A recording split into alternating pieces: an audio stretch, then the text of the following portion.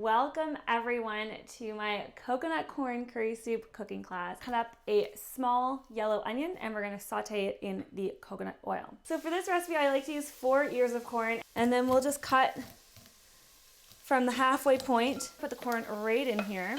I take my garlic, thin slices, throw it into the pot. 2 tablespoons of curry powder, teaspoon of cracked black pepper. I'm gonna add some salt.